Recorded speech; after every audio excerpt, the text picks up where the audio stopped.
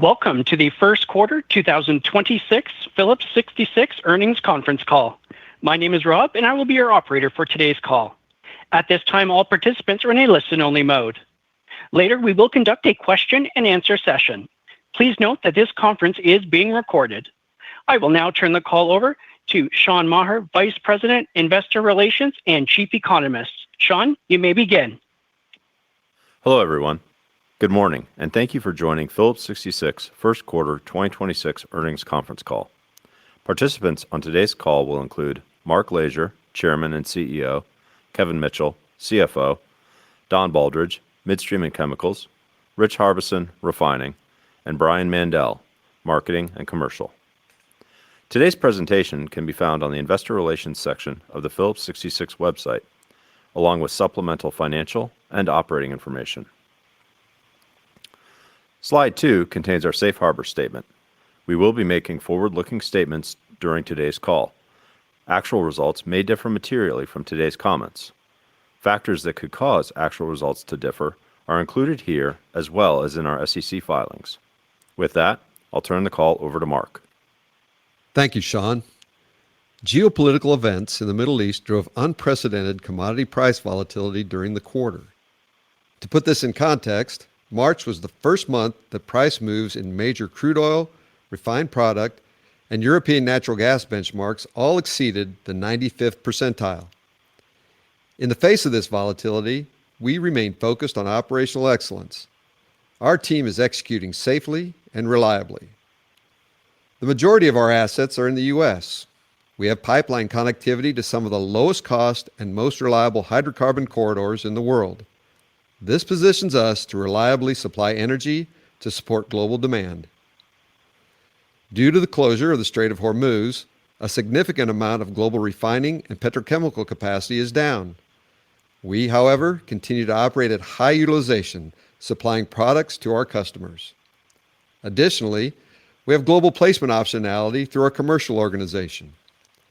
This quarter has seen a significant and favorable shift in market fundamentals. First, the importance of U.S.-sourced hydrocarbons has increased due to a need for diversification and access to reliable supply. Second, unplanned downtime in global refining assets has reduced inventories and will support margins. Finally, reduced petrochemical production globally due to downtime and higher naphtha prices has reduced inventories and will also support margins. As a reminder, 80% of CPChem's capacity is on the U.S. Gulf Coast with competitive ethane feedstock. Recent global events show the importance of reliable domestic energy supply. Our Western Gateway Pipeline project will address long-term refined products needs, improve supply flexibility, and increase reliability for the West Coast markets. We're excited about the future due to our strong asset footprint, culture of operating excellence, and attractive fundamental outlook across all of our businesses. Anchored by the strength of our balance sheet, we're confident in our ability to navigate market volatility and capture opportunities. Brian will now share more on slide 4 about how our commercial organization is one of our competitive advantages. Thanks, Mark. We have a strong commercial organization with 6 offices across the globe. Our business enhances our asset footprint by optimizing feedstocks, delivering products into the marketplace, and capturing value. We capitalize on geographic dislocations and turn volatility into opportunity. With our expertise in global market dynamics, we're ahead of the game. We have an asset-backed trading model and can leverage our physical footprint to take advantage of opportunities. We trade over 6 million barrels of liquid hydrocarbons every day. This creates optionality and economic value. Markets are fluid right now, and volatility is likely to persist into next year. Recent disruptions have created multiple opportunities. For example, we moved Bakken crude oil to our Beaumont terminal on the U.S. Gulf Coast, and then leveraging the Jones Act waiver to our Bayway refinery. We displaced international crudes with domestic grades into our refining system and sold the international barrels into tight overseas markets. We placed gasoline from our U.S. Gulf Coast commercial blending facilities into the West Coast using the Jones Act waiver. We leveraged our global footprint to deliver LPGs and naphtha produced at our Sweeney hub to global petrochemical customers around the world. Commercial performance is included in the results of our operating segments, enhancing their margins and improving market capture. Moving to slide 5, the recent shock to the global energy system has been universal. Refining capacity has been damaged, logistics have shifted, arbitrage routes have changed. We are watching these and other signposts closely to capture additional value. The differentials between global indices and physical markets have spiked, and forward markets are heavily backwardated. This dynamic reflects tight global crude oil balances. The outlook for product markets looks even tighter, and we expect refining margins to be constructive through the remainder of the year. Our market analysis, commercial capabilities, and global footprint enable us to optimize the flow of molecules around our system. Our team maximizes the margin uplift across our value chains. Here are 2 examples of how we are optimizing our system. First, we've added 24 originators around the globe. They speak the language, they know the culture, and they know how to source deals that unlock more value and optionality, providing long-term access to key global markets. Second, we've tripled our vessels on time charter in the past 2 years, securing roughly half of our waterborne crude slate. The global tanker fleet has become tight with limited spot availabilities and a large share of sanctioned vessels. This has caused freight rates to increase to historic levels. By locking in our freight rates early, we reduce the cost of crude to our refineries. We optimize around our refineries, pipelines, and terminals to ensure that we're leveraging every molecule and driving additional value from our fundamental knowledge of the global markets. Backed by world-class assets, we find opportunity and volatility to deliver greater shareholder value. Now, I'll turn the call over to Kevin. Thank you, Brian. On slide 6, first quarter reported earnings were $207 million, or 51 cents per share. Adjusted earnings were $200 million, or 49 cents per share. As a result of a sharp increase in commodity prices during the first quarter, the company's financial results were impacted by mark-to-market losses of $839 million related to short derivative positions used as economic hedges to manage price risk on certain physical positions. We had a use of operating cash flow of $2.3 billion. Operating cash flow excluding working capital was approximately $700 million. Capital spending for the quarter was $582 million. We returned $778 million to shareholders, including $269 million of share repurchases and $509 million of dividend payments. We increased the quarterly dividend 7% on an annualized basis. I will now cover the segment results on slide 7. Total company adjusted earnings were $200 million. Midstream results decreased mainly due to lower volumes, largely due to impacts from Winter Storm Fern, lower margins associated with customer recontracting, and accelerated depreciation associated with a Permian Basin gas plant. In chemicals, results increased mainly due to higher polyethylene margins. Across refining, marketing and specialties, and renewable fuels, results decreased mainly due to mark-to-market impacts. In corporate and other, the pre-tax loss increased, primarily due to the inclusion of costs associated with the decommissioning and redevelopment of the idled Los Angeles refinery site. Slide 8 shows cash flow for the quarter. We started the quarter with a $1.1 billion cash balance. Cash from operations, excluding working capital, was approximately $700 million. There was a $3 billion use of working capital, mainly reflecting an inventory build, and an increase in cash collateral on derivative positions, partly offset by the net benefit in our payables and receivables positions associated with rising commodity prices. We funded $582 million of capital spending and returned $778 million to shareholders through share repurchases and dividends. Our commitment to return greater than 50% of net operating cash flow to shareholders remains unchanged. The company increased debt in the first quarter. Given the sharp increase in commodity prices, we issued a term loan and increased borrowings on short-term facilities to manage the margin collateral requirements. We ended the quarter with $5.2 billion in cash. We are well positioned to manage further commodity price volatility through significant liquidity, including a high cash balance, and cash generated from operations. Slide 9 shows the projected path from the current debt level to year-end 2026 and 2027 debt. We remain fully committed to a total debt balance of $17 billion by year-end 2027. Consensus cash from operations for 2026 and 2027 is approximately $8 billion. In the remainder of 2026, we expect operating cash flow, working capital benefits, and the reduction of cash balances as markets stabilize to enable us to reduce debt to approximately $19 billion. In 2027, we expect operating cash flow to enable us to reduce debt by a further $2 billion to $17 billion. This is consistent with the capital allocation framework we have previously laid out, with approximately $2 billion each to dividends, share repurchases, capital spend, and debt paydown. Looking ahead to the second quarter on slide 10. In chemicals, we expect the global O&P utilization rate to be in the low 80s, driven by the uncertainty of operating levels at CP Chem's joint ventures in the Middle East. In refining, we expect the worldwide crude utilization rate to be in the low to mid-90s. Turnaround expense is expected to be between $120 and $150 million. We anticipate corporate and other costs to be between $430 and $450 million. Moving to slide 11, Mark will now provide some final thoughts. We will then open the line for questions. Great things happen when preparation meets opportunity. The current environment is attractive across all our businesses. We've prepared by focusing relentlessly on what we control: cost, culture, competitiveness, and capital with discipline, all in the service of safe, reliable operations that deliver strong shareholder returns.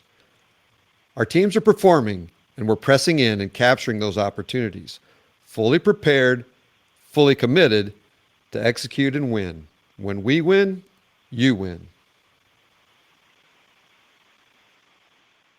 Thank you, Mark. We will now begin the question and answer session. As we open the call for questions, as a courtesy to all participants, please limit yourself to one question and a follow-up. If you have a question, please press star, then one on your touch-tone phone. If you wish to be removed from the queue, please press star, then one again. If you're using a speakerphone, you may need to pick up the handset first before pressing the numbers. Once again, if you have a question, please press star, then one on your touch-tone phone. Steve Richardson from Evercore ISI, please go ahead. Your line is open. Hi, thank you. Guys, I was wondering if we could start on the mark-to-market adjustments, and wondering if you could give us some color on some of these impacts by segment, if you could. And you know, and I know you addressed this in the 8-K, but if you could get into a little bit of how the volatility that you witnessed was outside the bands of expectations.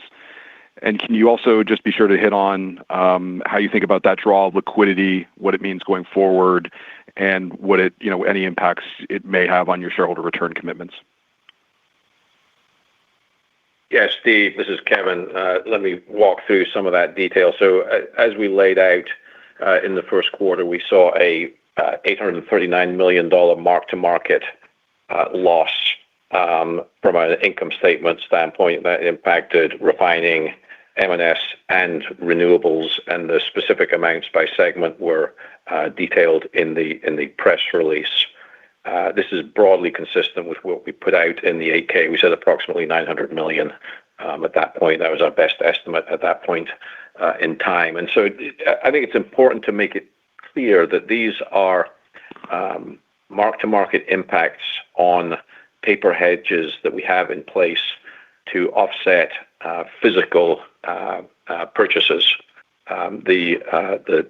Those purchases are marked to market at the end of each month, but the physical inventory is not, and so there's a net impact through the income statement.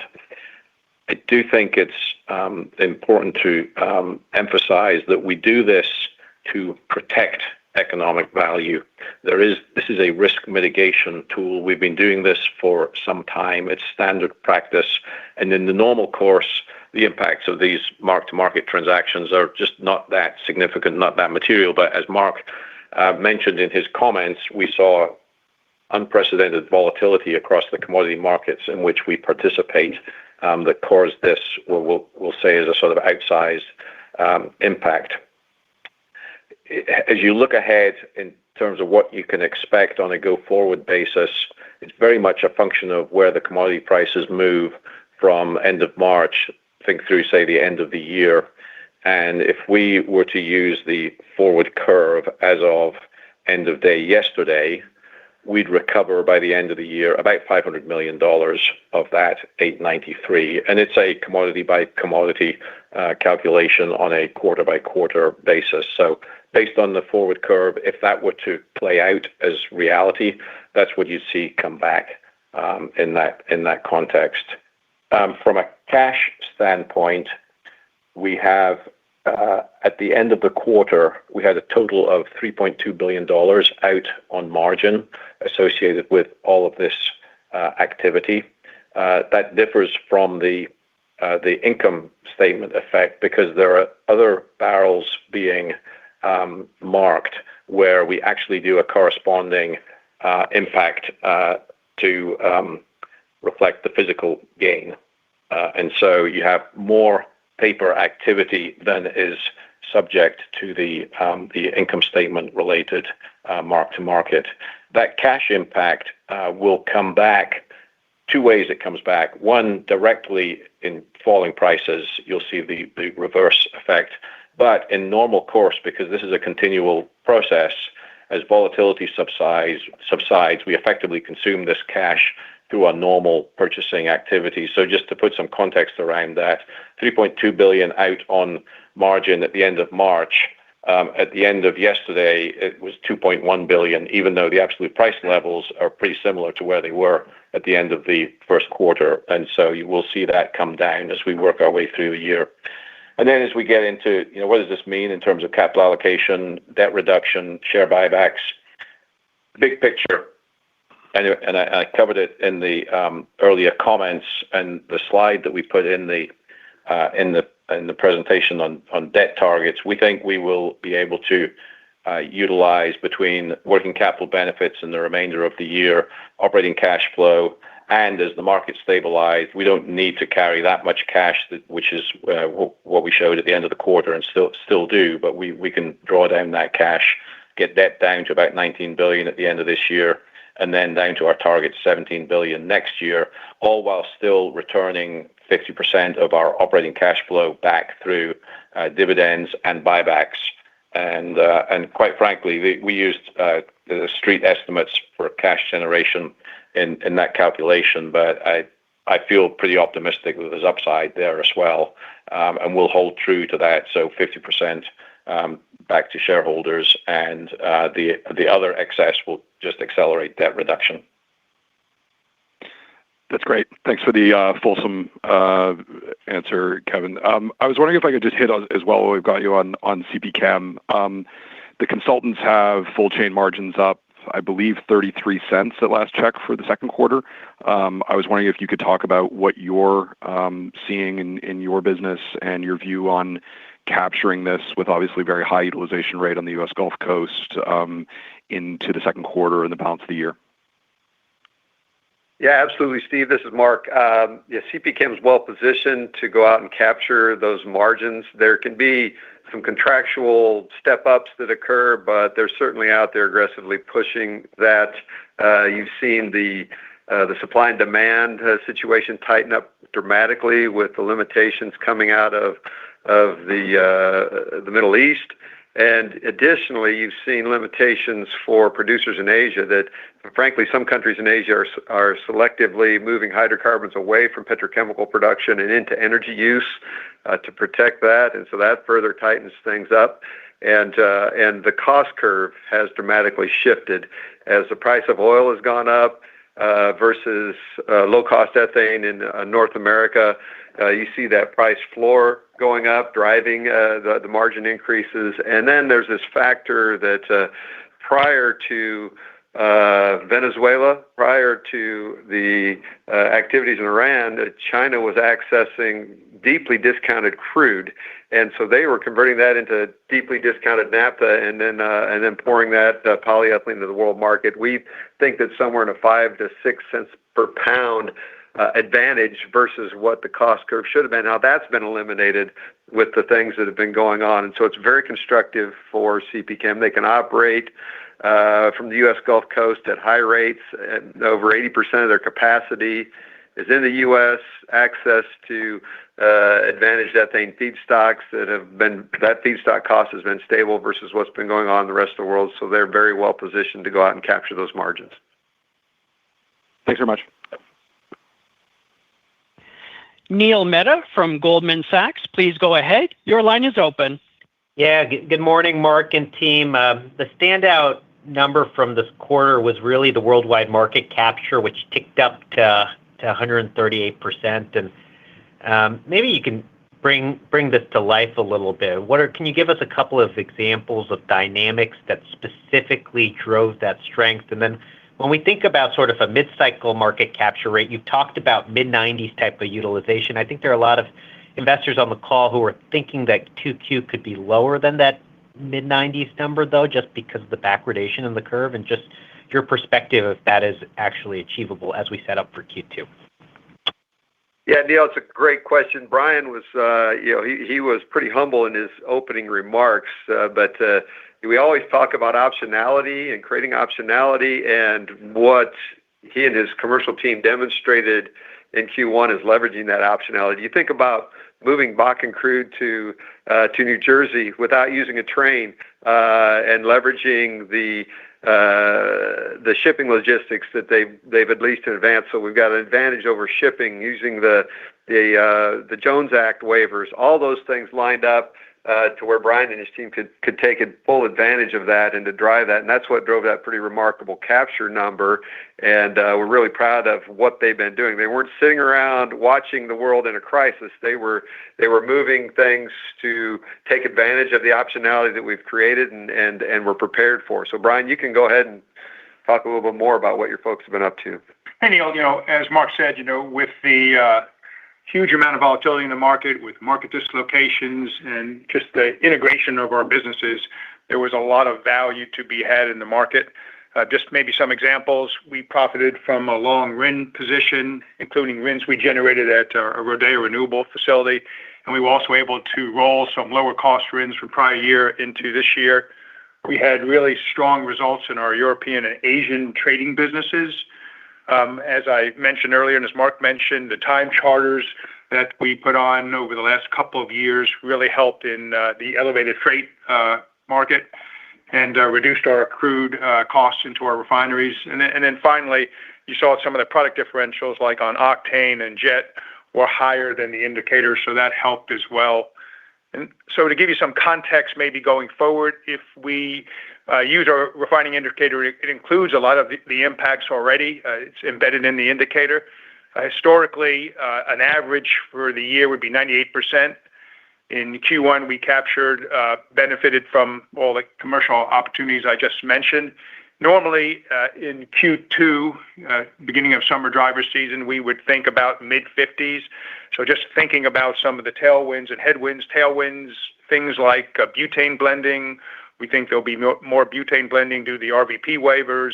Strong jet or octane diffs can help us there, and additional commercial value. And I think we'll continue to see some of the same value we saw in Q1. But then there's some headwinds, as you said, backwardation and inventory impacts, and even turnarounds, if we had some in Q2, would impact capture. So I'd start with the mid-90s and think about what you think the market will look like in Q2, and then work your way from there. Is it fair to say mid-90s is a good starting point, though, Yep. based on the pluses and minuses? Okay. Yep, mid-90s would be a good starting point. Okay. All right, and then Kevin, can you hit slide 9 again, maybe in a little bit more detail? Because this is some of the pushback since the 8K came out that I know you and we have gotten on the PSX stories is leverage pretty elevated, and I think part of that is you're just holding excess cash. And so if you could spend a little more time just unpacking this slide, because I think it is important.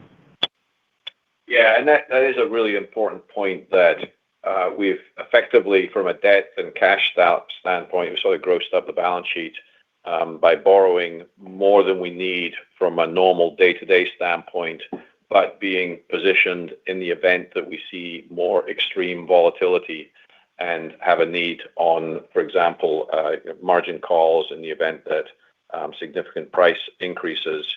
It does feel like since the end of the first quarter, that dynamic has settled down a little bit. I mean, the markets still continue to fluctuate, but we've been in this, if you look at crude, in this sort of 90 to 110-ish dollar band over that period. And so our expectation is as market conditions stabilize, we'll be able to draw that cash down, and clearly that will have an offset on debt.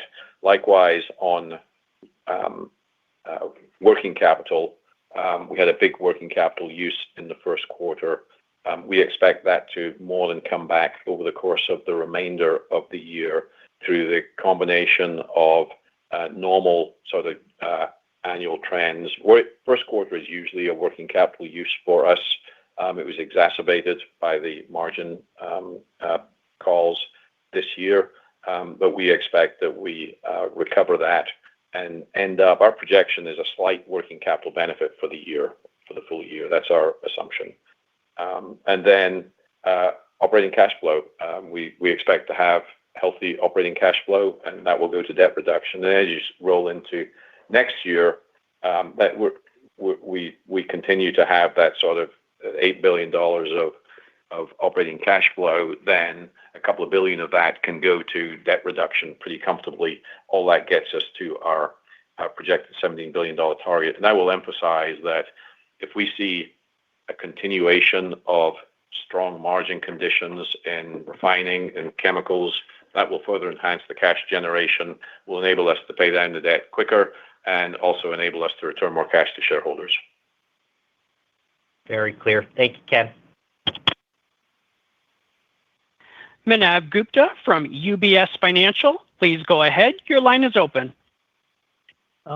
Good morning, guys. I have more of a theoretical question, but I'm trying to get to the bottom of this. Based on your preliminary comments, it feels your refining system, which is in the U.S. mostly, is relatively insulated from these crude supply disruptions and other things that are happening in the world where certain refining assets may be very good but can't run.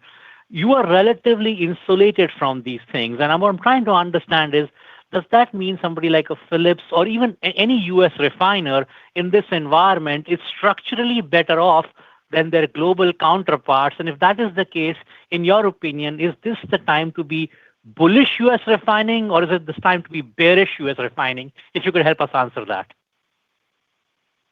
It's Brian. You're absolutely right. This is the time to be bullish U.S. refining. If we look at what's happened in the marketplace, it started in Asia, moved to Europe, but U.S. has been relatively insulated on supply. Refinery runs are strong, consumer demand is healthy, crude production is relatively stable. And this kind of highlights how we're immune to the crisis, although not to the higher prices.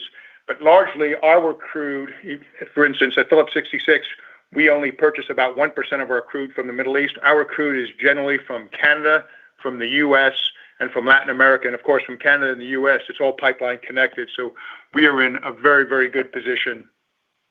And I would add to Brian's comments, and you think about the activities that they undertook in the first quarter, they do interface with the rest of the world, so they're able to move around and leverage domestic supply and push normal imports out into what the global markets are demanding. And then in addition to that great position in North American refining, CPChem is rock solid in North America petrochemicals and the high density polyethylene value chain. So all of our product lines, all of our businesses really have tailwinds in this environment, and we think that those tailwinds will persist for a considerable amount of time. We completely agree.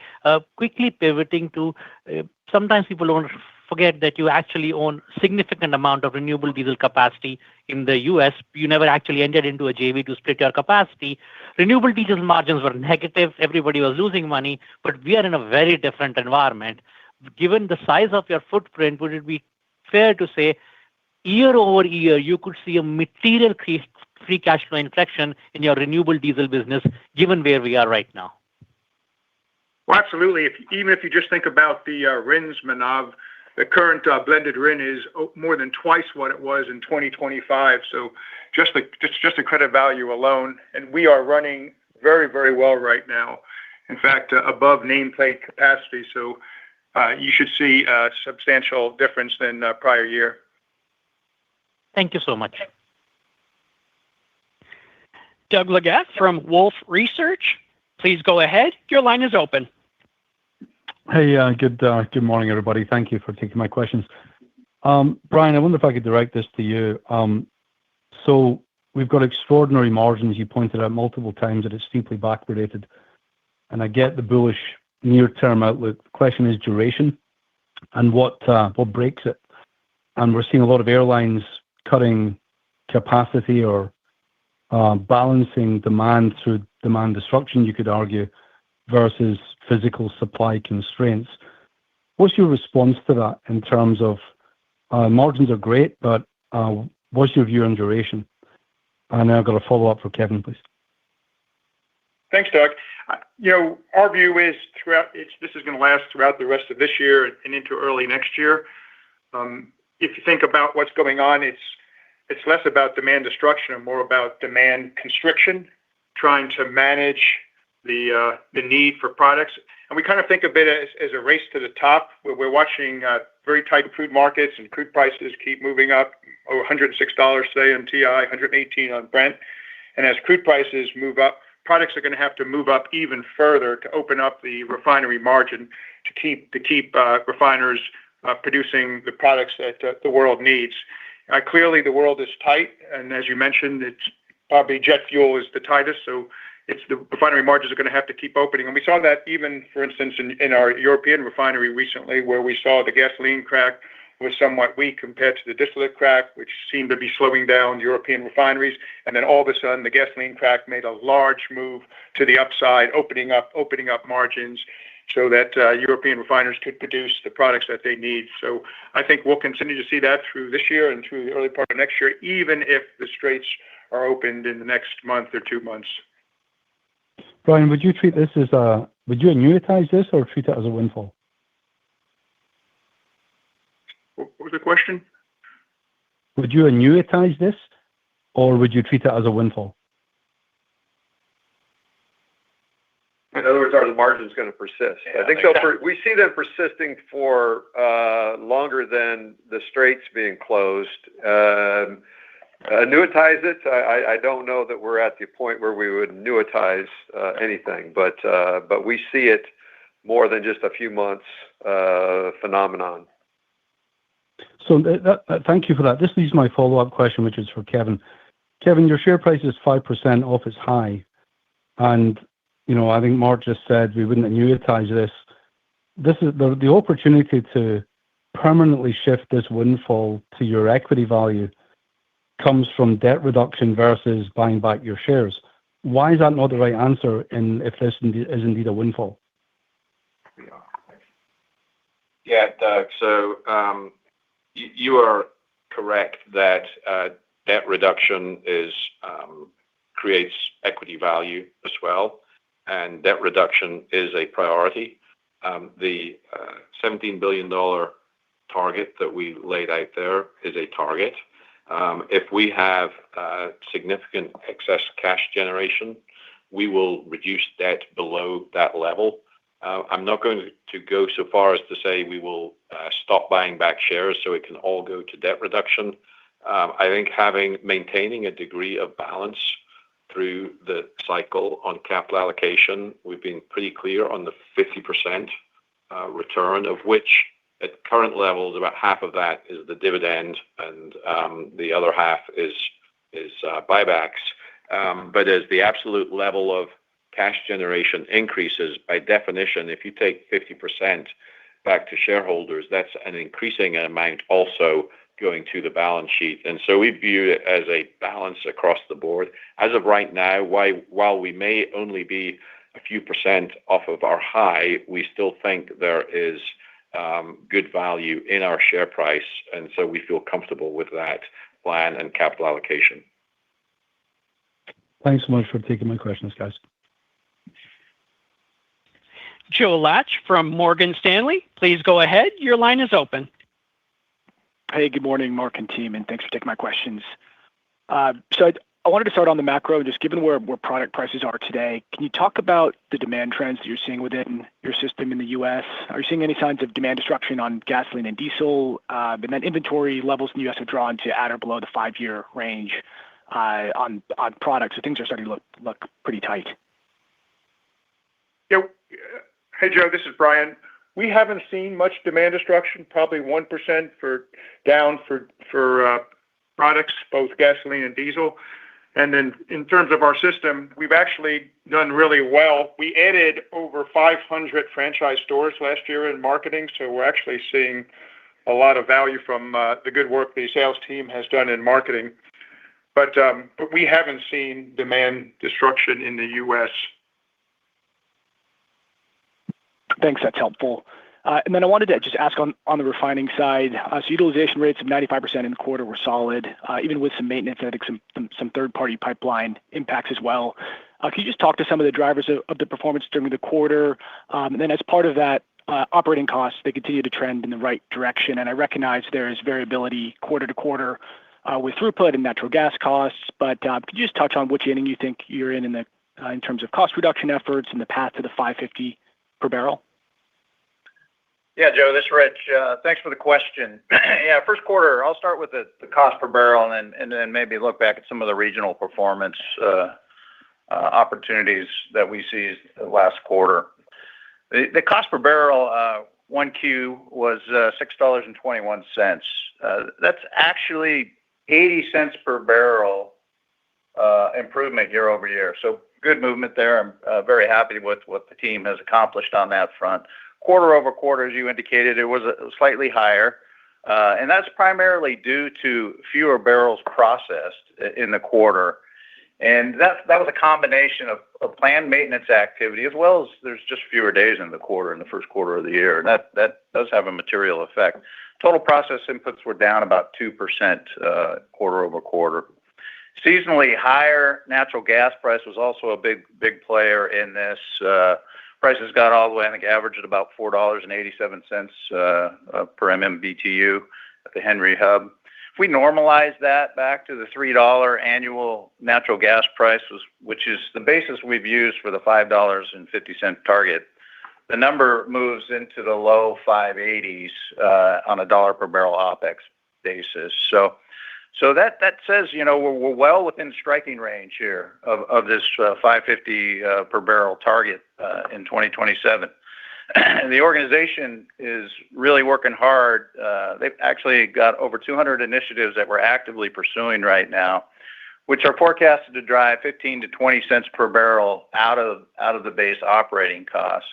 And these are structural changes in our cost profile and continuing a trend that we've started here well over 4 years ago now. And maybe an example of one or two of these. One of them is really changing our approach to how we clean FCC boilers. It doesn't sound like something very exotic, but that actually will, once accomplished, will drive down our annual cost by well over $3 million. And another example is really acid consumption in our sulfuric acid alkylation units. And we're working on tightening up the process controls and the temperature controls on those. That strategy is projected to save another $2 million per year. So it's racking these wins up one by one across the system, and the team's been doing a fantastic job of doing that.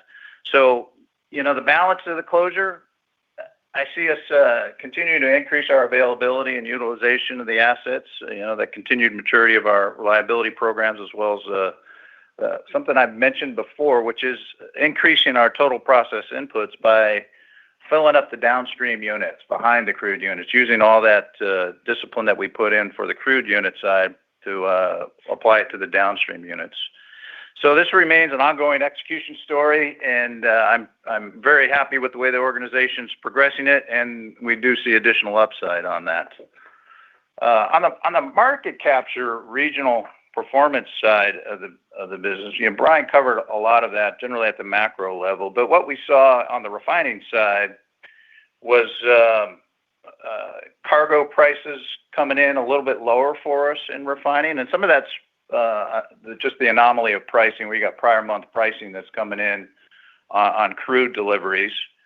And really good work by the European office to capture strong results, and especially on the jet side of the business, the kerosene fuel, as those prices disconnected from traditional tie to distillate.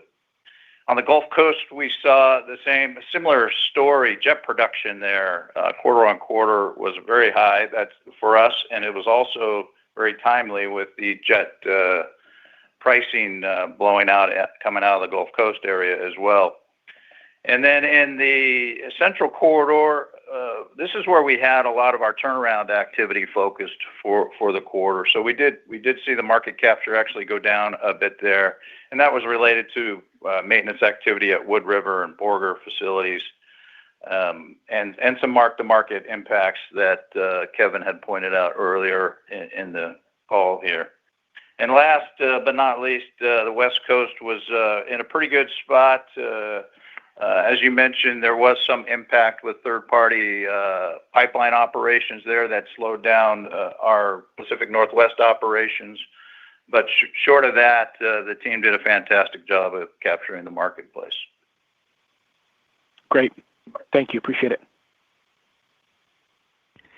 Philip Jungwirth from BMO Capital Markets, please go ahead. Your line is open. Thanks. Good morning. How does on midstream, how does the higher crude prices change how you're thinking about investment opportunities? If it becomes clear there's going to be a greater call on shale, we see the publics raise CapEx. Just would you be willing to look more at organic growth here? If so, which parts of the value chain would that consist of? G&P, pipeline, frac, or exports? And then just how much sensitivity is there around the $4.5 billion midstream EBITDA target by year-end 2027 if we do see higher U.S. volumes? Hi, Philip. This is Don. When I think about the crude prices and the activity, what I would say, first and foremost, that capital discipline, returns, those are very important to us. But certainly as opportunities evolve, whether that's volume growth in the field where we can add gathering and processing capacity to serve our customers and fill our value chain up, we'll certainly pursue those opportunities. We've got growth plans in place. You'll see us continue to add capacity as the customer needs evolve. I think that's center of the fairway of our midstream growth plans. You'll see that we try to maintain a balanced value chain. And what I mean by that is adding gathering and processing capacity, making sure we've got the downstream infrastructure, but also being mindful of what capacities are needed in the market. Again, going back to staying focused on capital discipline, staying focused on the returns that we can generate with those organic growth opportunities. In terms of 2027 and our $4.5 billion target, we feel very good about that target, the path that we are on. Certainly, the fundamentals are bright, coupled with our execution and commercial successes. We feel very comfortable with where we are on that trajectory, as well as the ability to sustain that growth beyond 2027. Great. And then coming back to chemicals, once the strait opens up, how do you see the progression for getting back to normal operations for CP Chem, where you are guiding the lower 2Q utilization, but obviously benefiting on the margin front in the Gulf Coast? And if you could also just comment on the broader industry, that would also be helpful just in terms of what does that scenario look like, steps to take, and time duration to get back to normal? I think as far as CP Chem is concerned, the assets in the Middle East that are offline are in good shape. The bigger question is then the greater infrastructure in the Middle East and what challenges there may be. I think that there's probably a greater sense of urgency to get crude oil and refined products moving, and then petrochemicals may be a next layer. So I think that revival from the Gulf will be a little lag behind the energy recovery, and then you're going to see the system need to repopulate the inventory chain, the logistics chain, and that will take some time. So I think you'll see this have some legs on it. Now we've got two big projects underway too, and those projects, the Golden Triangle project in the U.S. and the RLPP project in Qatar, are both proceeding as expected, and there's been no disruption in the progress of the RLPP project in spite of what's going on. Everybody's been safe. Everybody's doing what they need to do to get that project going, and both those projects will come online fully in 2027. You'll see Golden Triangle Polymers starting to commission things later this year, and they're making great progress. And so I think they will contribute capacity at a time when it'll be really sorely needed, I think. And so there'll be good progress from multiple dimensions for CP Chem as this crisis resolves itself. Thank you.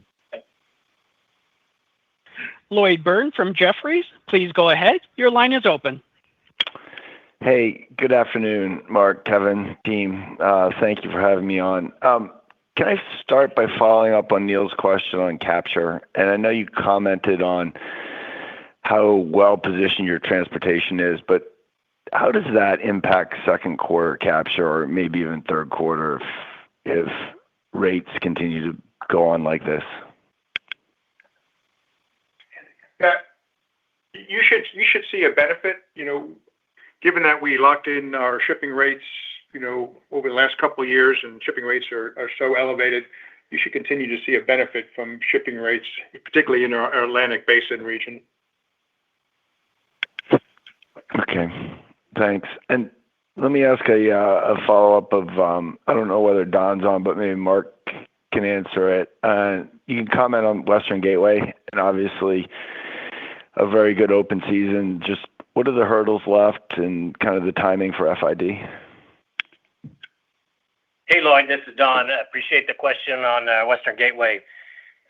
We are quite excited about where we are on the Western Gateway project, the progress we've made to date, and where we find ourselves at the end of the second open season. How I see the path forward here is to complete the JV arrangements with Kinder Morgan, as well as execute the transportation agreements with the third-party shippers. We've got a team that's working hard to get that done. I would say with the successful conclusion of that work over the next couple of months, I'd expect we would be in a position to FID this project mid to late summer, again for a 2029 in service date. And one of the things as I reflect back on just the progress we've made and what we've learned through the open season is really twofold. One, I think there's a strong market interest in having a new build pipeline built to Phoenix and be able to deliver reliable, secure transportation fuels to the West. And then two, there's strong support from the state and federal groups, agencies, and officials in having this pipeline in service as soon as possible. So that gives me a lot of confidence that Western Gateway is the right project at the right time and will deliver the right returns. That's great. Thank you, guys. Jason Gabelman from TD Cowen, please go ahead. Your line is open. Hey, thanks for taking my questions. I know you reiterated the $4.5 billion of EBITDA on midstream. 1Q obviously moved sequentially lower, particularly in the NGL business quarter over quarter. Can you just help us, I guess, bridge the quarter over quarter decline and remind us how you get to that $4.5 billion and perhaps given Western Gateway and potential for continued activity, do you see what type of upside do you see from that 4.5? Sure, Jason. Appreciate the question. Yeah, just in summary, at the very onset, absent the impact of volume from Winter Storm Fern, we're right where I expected us to be from a quarter one performance. We continue to have great commercial success, not only in the growth, but also in the recontracting, which that has some impact in Q1. And let me maybe unpack that a little bit. When we think about our renewals, we're quite proactive in how we do that. We tend to renew those a year prior to their expiration dates. The ones that came up for this quarter, we had renewed those, and what was exciting about that is we had renewed those for 10-year plus terms. For me, that really validates the the success of our customer service, the success of our relationships with our customers. That execution gives me a lot of confidence in our ability to continue to grow into our $4.5 billion target by 2027. The fundamentals are bright. The execution by the team is strong. And as we look through with Western Gateway, whether it's some of the follow-on expansions, when we talk about additional gas plants, that gives me confidence that we can sustain this growth rate beyond just 2027. Got it. And I neglected to ask about the LPG export ARB opportunity in the current environment. So if you could just talk about how you're thinking about that. Sure. In the near term, most of our windows are spoken for either with our term customers or by ourselves from our time charters.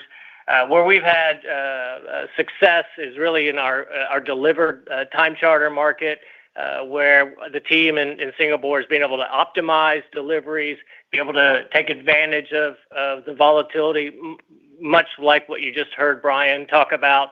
I think overall, what this shows is the importance and the strength of the Gulf Coast LPG export capability. So I think this will continue to be a good tailwind for Gulf Coast exports, and we expect Freeport to be a beneficiary of that outlook. Great. And my follow-up is just on some of the assets you have on the West Coast. One, given Western Gateway, does that make Ferndale any more or less core to the business than it previously was? And maybe can you also talk about the opportunity to sell down part of the interest in the renewable diesel plant as your peers have done and as that market has strengthened here?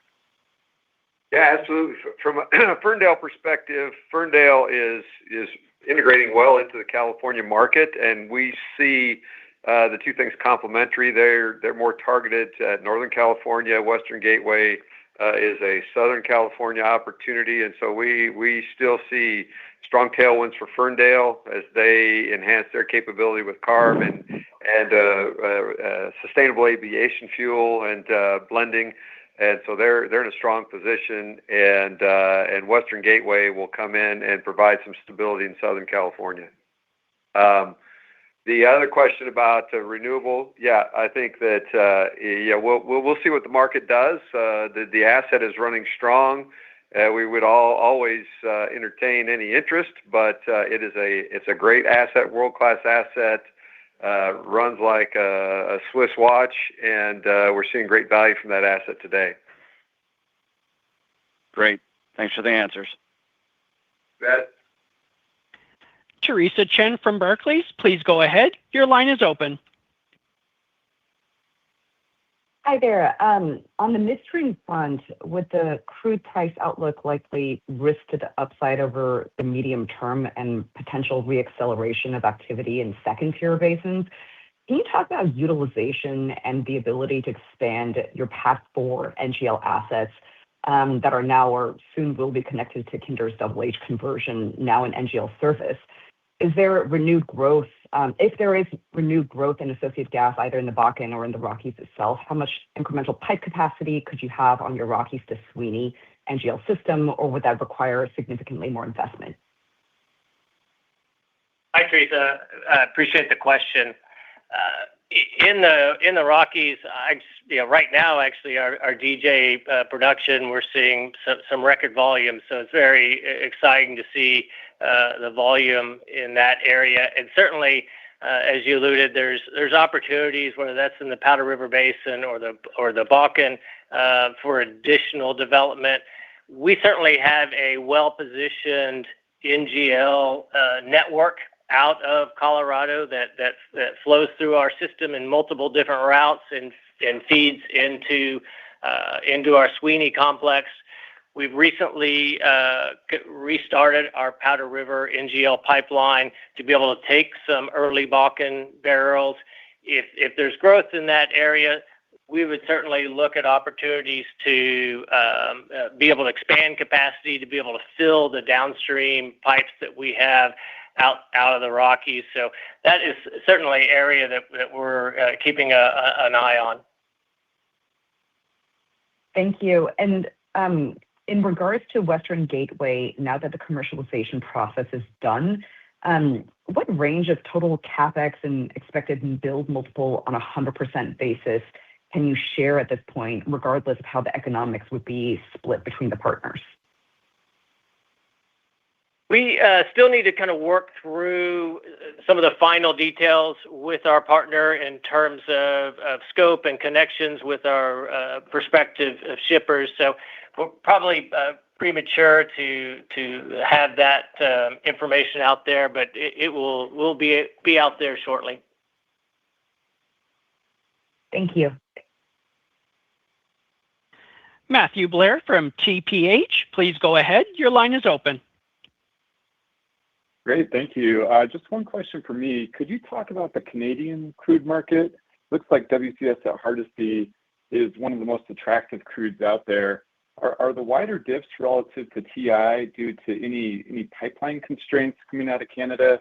And then the market structure impacts that you talked about earlier for U.S. inland barrels, would those apply to Canadian barrels as well, or are they not affected by that? Thank you. I'd say clearly the WTI, WCS differentials have moved wider from very tight levels earlier on this year. They're now next month at almost $18 off. And a couple of reasons. The first reason is that light sweet crudes from the U.S. are being pulled to Asia. And so that's tightening up light sweet crudes and medium sours. And the second reason is that the Venezuelan barrels on the market and also some planned and unplanned outages at refineries have put some pressure on the heavy grades. And so that's kind of widened the WTI, WCS. And our kind of view is that they're going to stay wide for some period of time. We're in a very strong position with our Mid-Con portfolio and our pipeline position, which is competitive advantage given the Canadian crudes to our refineries. And we benefit from those widened differentials, as you mentioned. And currently, just as a reminder, our sensitivity is $140 million of additional earnings for every dollar wider that the diffs become.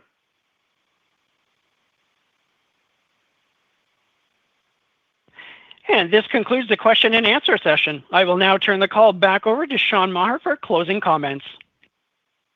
Thank you for your interest in Phillips 66. If you have any questions or feedback after today's call, please reach out to Kirk or myself. Thanks and have a great day.